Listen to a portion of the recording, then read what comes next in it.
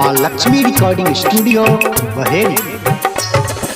DJ Lal Babu Raja, DJ Lal बाबू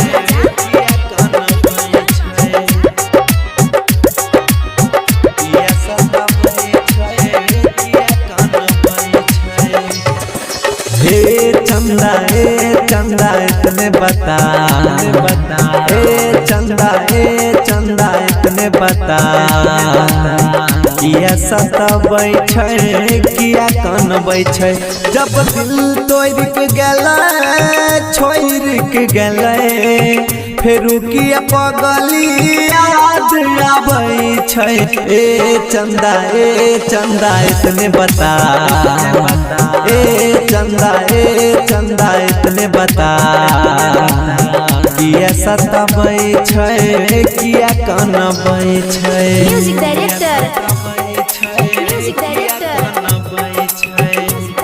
सांस थम जाती है पर जान नहीं जाती, दर्द होता पर आवाज नहीं आती।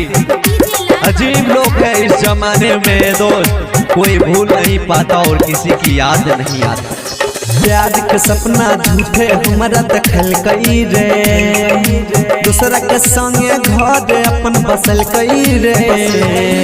प्यार के सपना झूठे हमारा दखल कई रे, दूसरा के संगे घर अपन बसल कई रे। फेर किया दिल हमारे दुख बई छै चंदा इतने बता ए चंदा इतने बता किया सताबै छै किया कानबै छै। Music director, music director. दिल की हालात बताई नहीं जाती, हमसे उनकी चाहत छुपाई नहीं जाती। बस एक याद बची है उनके चले जाने के बाद, हमसे तो वो याद भी दिल से निकाली नहीं जाती। बुझलै नहीं मजबूरी उ हर जाई रे, भोला के दल के उ दिल बात उठाई रे।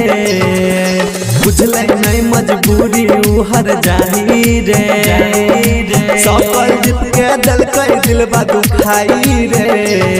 गायक अमोदल बेला के कल के अकेला, फेरू किया सपना में रोज आबै छै चंदा इतने बता ए चंदा इतने बता किया सताबै छै किया कानबै छै।